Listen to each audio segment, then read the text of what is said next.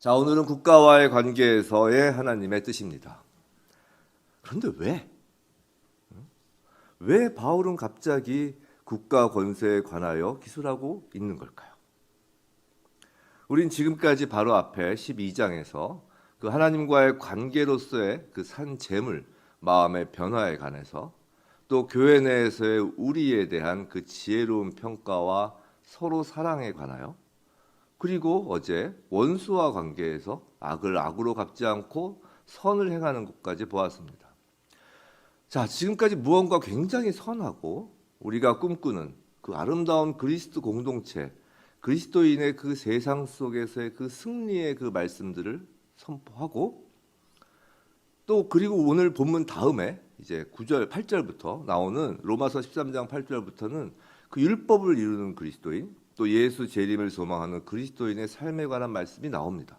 차라리 오늘 본문 23장 1절부터 7절까지 말씀이 없다면 오히려 더 자연스러운 흐름이 될 것 같은데 근데 뭔가 흐름을 끊는 듯한 말씀이 툭 튀어나온 겁니다. 왜일까요? 왜 바울은 오늘 본문 말씀을 기록하고 또 왜 굳이 이 부분에서 언급하였을까요? 전 여기서 바울의 탁월함을 다시금 인정하지 않을 수 없었습니다. 물론 성령의 감동으로 기술한 것이지만 말이죠. 방금 말씀드린 것처럼 지금까지 로마서 12장에서 선포한 하나님의 뜻을 보면 참으로 마음이 훈훈해지고 또 이런 이런 실천을 해가지고 아름다운 교회 공동체 또 세상 사람들과 그리스도인들이 조화롭게 하물며 원수라도 선으로 악을 이기며 살 수 있을 것 같습니다. 그런데 현실은 로마 제국이에요. 당시에. 더군다나 이 로마서를 기록할 당시에는 폭군이 연속적으로 등장하는 시기입니다. 첫날 말씀드렸죠. 글라우디오 황제, 그 뒤를 이어 네로 황제. 현실은 끔찍한 거예요. 그럼 어떤 마음이 들까요? 둘 중 하나예요. 무정부주의입니다. 이런 국가라면 필요 없다라는 거죠. 국가가 없어도 14장까지 말씀대로 살면 말 그대로 지상 낙원처럼 살 수 있어 보입니다. 자, 또 다른 하나는 반란, 전복입니다. 그리스도인이 원하는 국가와 너무 동떨어져 있으니까 무너뜨려야 한다는 겁니다. 더욱이 유대인들은 더욱 그런 생각을 합니다. 이스라엘의 독립을 꿈꿨으니까요. 하나님의 선택된 민족이 이방인 국가 그 식민지로 있다는 것이 참을 수 없는 겁니다. 12장 교회 공동체 이 세상 속에서의 관계에 관한 하나님의 뜻을 보면 로마는 필요 없고 없어져야 할 국가로 보이기에 바울은 지금 여기서 국가에 관한 하나님의 뜻을 선포하는 겁니다. 성도 여러분, 우리 그리스도인들은 예수를 믿음으로 우리의 신분은 하나님 나라 백성입니다. 그런데 아직 예수의 재림이 이루어지지 않았기에 여전히 이 땅에서 국가 권세의 통치를 받는 각 나라의 국민으로서 신분도 있음을 부인할 수 없습니다. 그럼 하나님은 그리스도인들의 이 땅에서의 이런 상황을 두고 어떤 말씀을 하실까? 궁금하죠. 궁금하니까 이제 본문을 보겠습니다. 자, 시작하기 전에 먼저 우리가 알아야 할 것은 오늘 본문은 국가에 관한 것입니다.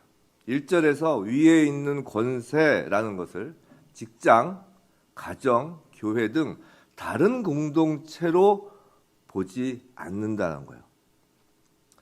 그런 것들은 방금 얘기한 직장, 가정, 교회 그런 것들은 하나님의 질서 차원으로 에베소서 등에서 다루고 이 하나님의 질서에 관한 것에는 제가 주일날 한번 말씀드린 적이 있는데요. 이 하나님의 질서에 관한 것에는 공통적으로 주께 하듯 주의 사랑으로 주의 뜻으로 등 예수님을 그 관계 중간에 놓고 질서를 말씀하세요.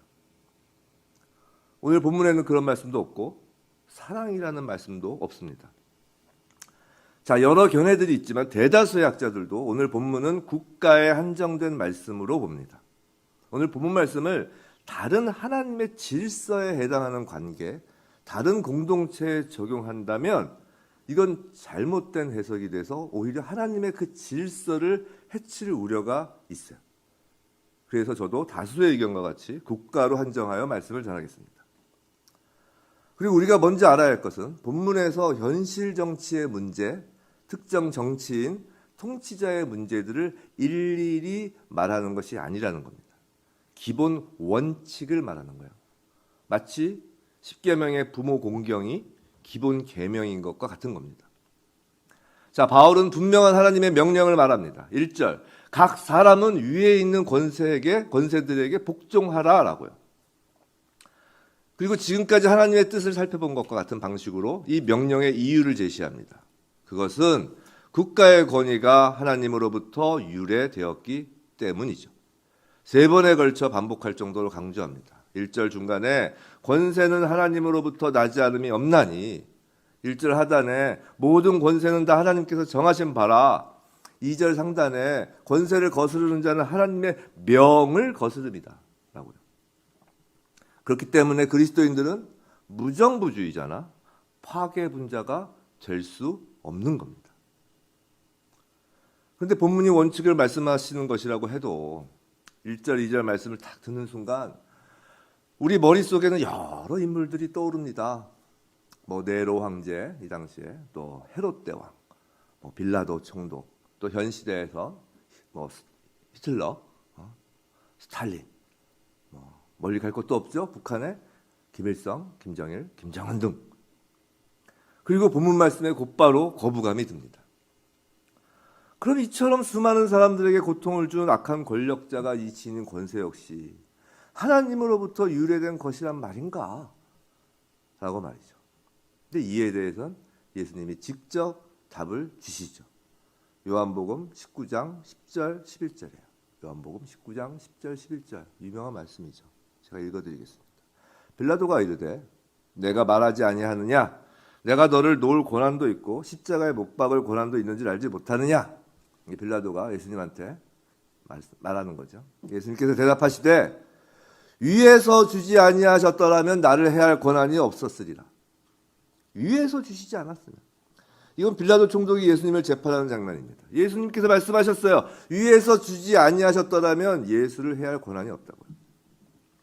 지금 빌라도 총독이 행사하는 그 권세를 하나님이 주셨다는 거예요. 여기서 좀 생각을 좀 정교하게 할 필요가 있습니다. 생각을 좀 정교하게 할 필요가 있어요. 자, 예수님이 빌라도에게 복종을 하셨나요? 아니면 빌라도의 권세에 복종하셨나요? 이건 빌라도의 권세에 복종한 거예요. 왜냐하면 그 권세는 하나님이 주신 권세이기 때문이죠. 오늘 본문 1절, 2절에서 바울은 이 정교함을 그대로 보여줍니다. 1절, 2절에서 권세자에게 복종하라고 하지 않고 권세에 복종하라는 겁니다. 쉽게 말해서 국가의 통치권은, 그 권세는 모두가 하나님께로부터 나온 겁니다. 예수님을 재판한 빌라도 총독, 그 권세, 하나님으로부터 유리한 것이라면 또 지금 로마서를 기록할 당시 이 네로 황제의 로마 제국의 권세가 하나님께로부터 난 것이라면 히틀러 당시의 독일이나 스탈린 당시의 소련이나 지금 김정은이 지배하는 북한의 그 권세 역시 하나님께로부터 난 거라는 거예요. 그리고 모든 국가의 권세가 하나님으로부터 난 것이기에 이에 거스르는 자들에 대해서 2절에서는 심판이라고 표현합니다. 자, 1절, 2절에서 국가 권세 자체에 대한 성도의 자세, 원칙을 다룬 것이라면 이제 3절부터 5절까지는 국가 권세 집행자인 위정자의 정체성과 그들에 대한 성도의 자세를 다룹니다. 다시 말씀드리지만 이것도 원칙입니다. 자, 3절에 다스리는 자는 지금 저희가 보는 성경은 다스리는 자라고 번역하였지만 이전 성경은 관원이라고 번역하고 있어요. 이전 성경이 오히려 이 국가 권세 집행자로서의 의미를 더 잘 표현하는 것 같습니다. 3절 말씀이죠. 다스리는 자들은 선한 일에 대하여 두려움이 되지 않고 악한 일에 대하여 되나니 내가 권세를 두려워하지 아니하려느냐? 선을 행하라. 그리하면 그에게 칭찬을 받으리라. 좀 복잡하게 쓴 것 같지만 사실 해석이 어렵진 않습니다. 선한 일을 행하는 자에게는 관원들이 두려울 것이 없는 반면에 악을 행하는 자들에게는 관원들이 두려운 대상이라는 겁니다. 어렵지 않죠? 그렇게 권세 앞에서 두려움이 없으려면 이제 선을 행하라는 겁니다.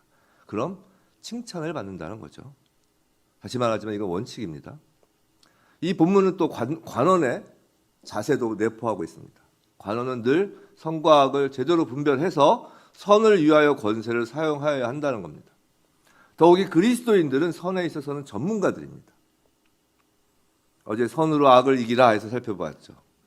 이 선이란 히브리어로 토브입니다. 토브. 하나님이 보시기에 좋은 것, 옳은 것이죠. 하나님 말씀을 받은 저희는 선에 있어서는 세상 다른 사람들보다 더욱 전문가이어야 합니다. 꼭 두려워서가 아니라, 꼭 세상에서 대통령상을 받으려서가 아니라 우린 국가 권세 앞에서도 선을 행하는 그리스도인입니다. 자, 4절에서는 그는 하나님의 사역자가 되어 내게 선을 베푸는 자니라. 4절에서는 관원들을 아예 하나님의 사역자라고 합니다. 이전 성경의 표현은 더 강해요. 이전 성경에서는 하나님의 사자라고 했어요. 국가의 권세가 하나님으로부터 나온 것처럼 관원들은 하나님의 사역자, 하나님의 사자, 즉 하나님의 일꾼이라는 겁니다. 성도 여러분, 특히 국가의 공무원으로 근무하시는 분들이라면 이 말씀을 절대로 특권의식을 가지고 받으시면 안 됩니다. 매우 엄중한 말씀이에요. 무겁게 받아들여야 합니다. 성경에서 그 유대인들을 포로에서 해방시켜준 그 신앙이 없던 고레스 왕도 하나님의 종이라고 불렸습니다. 반드시 예수 믿는 자뿐 아니라 공무원은, 관원은 하나님의 종이라는 겁니다. 그 직책을 무겁게 받아들여야 하는 거예요. 무겁게 받아들이고 4절 전반부에 그 선을 베풀어야 한다는 겁니다. 또한 관원이 칼을 갖는 이유는 하나님의 진노를 대신하여 집행하기 위함이라는 거예요. 악을 행하는 것에 두려움을 가지라는 겁니다. 하나님의 진노가 임할 것이기 때문이죠. 근데 그 하나님의 진노가 임하는 것이 지상국가에선 관원의 칼로 그 진노가 집행되기 때문이라는 거예요. 5절, 그러므로 복종하지 아니할 수 없으니 진노 때문에 할 것이 아니라 양심을 따라 할 것이라. 이 5절은 번역에 오해의 소지가 있어요. 왜 이렇게 번역을 했는지 모르겠어요. 정말. 그냥 쓱 읽으면 이 복종하지 않을 수 없는 이유가, 그러니까 복종해야 되는 이유죠. 복종하지 않을 수 없는 이유가 진노 때문에 할 것이 아니라 라고 번역해서 마치 진노가 두려워서 복종하지는 말라. 좀 그런 의미로 읽혀지지 않으세요? 진노가 두려워서 복종하는 것은 아니다. 뭐 그런 의미로 오해할 수 있기 때문입니다. 진노 때문에 할 것이 아니라고 되어 있으니까요. 뭐 물론 진노보다 양심을 강조하고자 하는 취지를 반영한 것은 이해가 되는데 앞에 얘기한 그 진노에 대한 앞절과 모순되는 번역이 되는 거죠. 그죠? 뭔가 모순되는 게 보이죠? 근데 이건 영어로 치면 헬라 원어도 마찬가지고 그걸 영어로 번역한 걸 보면 이게 우리나라 말 왜 이렇게 번역해지 모르지만 영어로 하면 not only but also예요. not only but also. 그럼 확 달라지죠, 얘기가. 진노뿐만이 아니라 양심 때문이라도 복종하라는 겁니다. not only but also.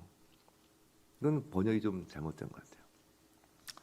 자, 진노 즉 형벌을 두려워하지 않는 사람도 있어요.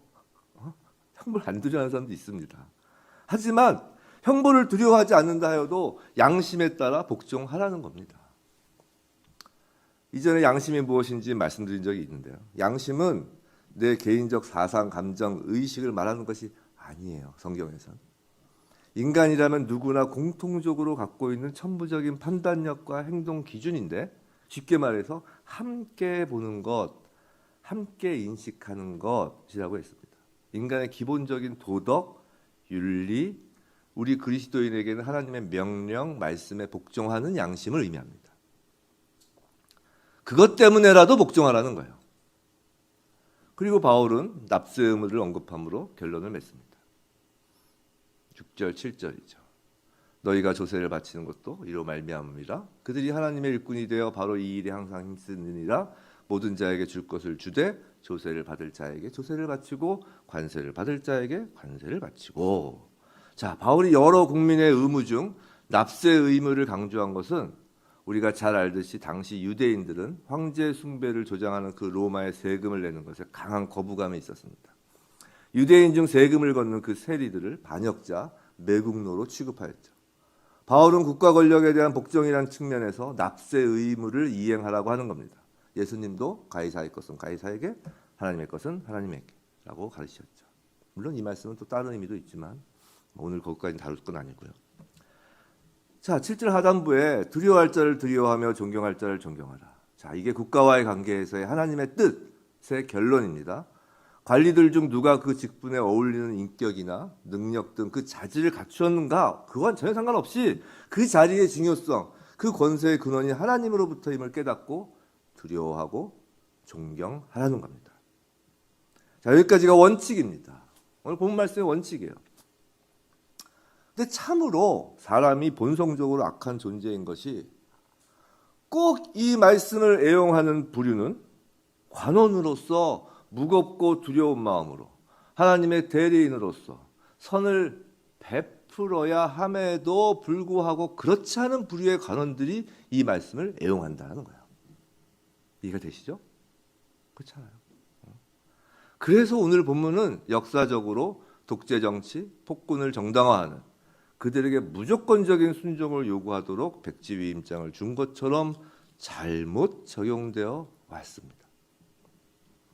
분명히 하나님의 말씀의 그 원칙은 선을 행하는 자에게 국가는 칭찬을, 악을 행하는 자에게는 국가는 벌을 내려야 하는데 현실은 그 반대인 경우가 너무나 많은 거예요. 그리고 나중에는 선과 악이 무엇인지, 양심, 즉 기본적인 도덕 윤리마저 무엇인지 헷갈리게 합니다. 현대에는 더욱 그렇죠. 그럼 이런 현실 속에서 이 국가와 그리스도인의 관계에서 오늘 본문 말씀의 그 원칙이 무의미한 것인가? 그렇지 않다는 거예요. 오늘 본문은 국가와 관계에서의 하나님의 뜻입니다. 그런데 그 전에 우리가 12장 하나님의 뜻, 첫 시작을 무엇으로 했나요? 하나님의 관계에서의 하나님의 뜻이었습니다. 온전히 하나님의 뜻을 분별하라는 하나님의 관계에서의 하나님의 뜻이었어요. 우리가 오늘 본문에서 자꾸 헷갈려하는 것은 현실적으로 국가와의 관계와 하나님과의 관계, 두 관계의 충돌을 이해하지 못하기 때문입니다. 현실에서. 그리스도인에게 있어서 모든 관계의 기초는 하나님과의 관계입니다. 그죠? 만약 현실에서 어떤 관계이든지 국가관계 이외에 어떤 관계든지 하나님과의 관계를 해치는 것이라면 그건 하나님의 뜻이 아닌 겁니다. 즉 오늘 본문의 국가와의 관계 역시 하나님과의 관계 안에서 말씀하시는 하나님의 뜻인 겁니다. 그럼 정부 시책이나 법률이 하나님의 뜻과 반대될 때 구체적으로 어떻게 해야 되나요? 두 가지를 생각해 봅니다. 하나는 소극적 방법이고 하나는 적극적 방법입니다. 항상 우리가 명심해야 될 건 무정부주의자도 아니고 파괴분자도 아니에요. 하나는 소극적 방법이고 하나는 적극적 방법인데 소극적 방법 좀 구체적으로 보겠습니다. 말씀을 통해서 이집트의 바로가 히브리인 산파들에게 갓난 사내 아기를 죽이라고 명했을 때 그들은 순종하기를 거부했습니다. 하나님의 뜻이기 때문이에요. 느부갓네살 왕이 모든 신하들에게 금신상에 엎드려 절하라는 보고를 내렸을 때 사드락과 메삭과 아벳느고는 순종하기를 거부하였습니다. 그것이 하나님의 참된 뜻이기 때문입니다. 또 다리오 왕이 30일 동안 아무도 자기 외에 어느 신에게나 사람에게 기도해서는 안 된다는 칙령을 내렸을 때 다니엘은 순종하기를 거부하였습니다. 하나님의 뜻을 따른 겁니다. 그리고 이스라엘 공회가 예수의 이름으로 복음을 전파하는 것을 금했을 때 사도들은 순종하기를 거부했습니다. 하나님을 따르는 것을 즐겨하지 않았다면 이 세상에 선교는 있을 수 없었을 겁니다. 이것이 하나님의 뜻입니다. 이것은 정부에 대한 저항이 아니라 하나님께 대한 그들의 복종심을 보여주는 거예요. 근데 여기서 우리가 발견할 수 있는 것은 하나님의 뜻을 따른 사람들은 모두 칼을 들지 않았다는 겁니다. 그저 정부의 시책에 순종을 거부하고 하나님의 뜻을 따랐을 뿐 칼을 들지는 않는다는 거예요. 어제 살펴본 바와 같이 악을 악으로 갚지 않는다는 겁니다. 소극적 방법입니다. 그럼 적극적 방법. 그 단서가 본문 6절, 7절에 있습니다.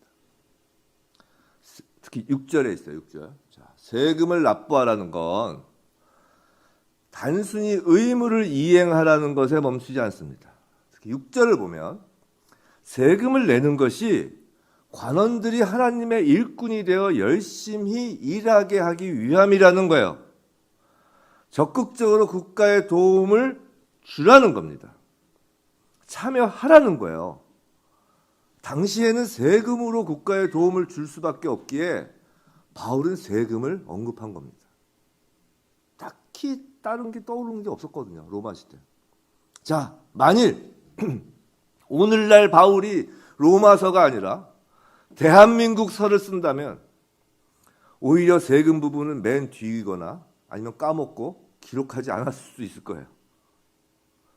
바울의 대한민국서 민주국가서에는 그리스도인이여 투표해라.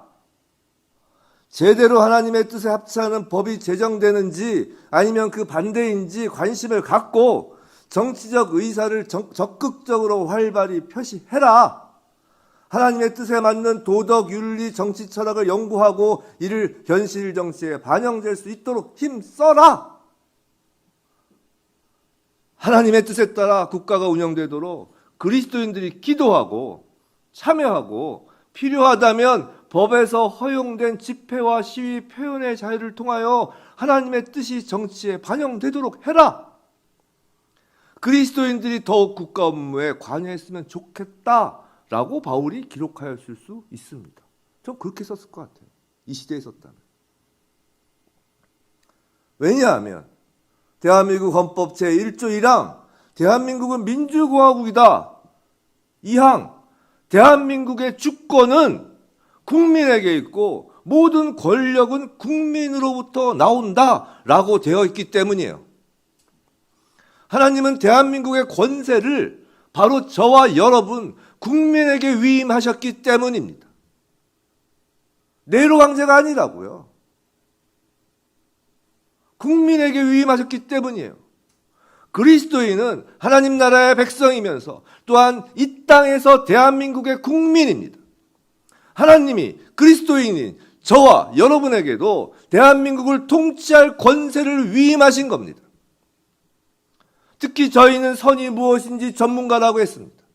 헷갈리는 그 도덕 윤리 가운데 뚜렷한 양심, 하나님의 뜻을 아는 그리스도인입니다. 대한민국이 불안하시고 걱정되시나요? 간혹 기독교인 가운데 하나님이 대한민국을 지켜주실 것이니 너무 불안해하지 말고 걱정하지 말자며 마치 신앙이 좋은 것처럼 스스로를 위로하며 사실은 별로 국가의 일에 관심도 참여도 하지 않으려 합니다. 그건 신앙이 좋은 것이 아니에요. 그런데요, 어쩌면 하나님은 우리에게 이렇게 말씀하실 수도 있다는 걸 생각해 보시기 바랍니다. 하나님이 이렇게 생각하실 수도 있어요. 이렇게 말씀하실 수도 있어요. 대한민국 걱정 없어. 왜냐고? 거긴 나의 자녀들이 열심히 국가를 위해 기도하고 참여하고 나의 뜻에 따라 국가가 운영되도록 애쓰고 입법, 행정, 사법 각 영역에서 나의 뜻을 너무 잘 알고 순종하려는 나의 자녀들이 있거든. 난 나의 자녀를 믿기에 대한민국을 걱정하지 않는다. 라고요. 하나님의 이 음성이 들리는 그리스도인들이 이 나라에 있는 한, 이 음성이 들리는 젊은이들이 있는 한 대한민국은 걱정 없는 거예요. 부디 이 나라에 하나님의 마음을 안심시켜드리는, 하나님이 기뻐하시고 자랑하고 싶어 하시는 그리스도인, 젊은 그리스도인들이 헤아릴 수 없이 일어나게, 또 저와 여러분이 국가에 있어서 하나님의 뜻을 이루려고 애쓰는 그리스도인이 되게 주님의 이름으로 축원합니다.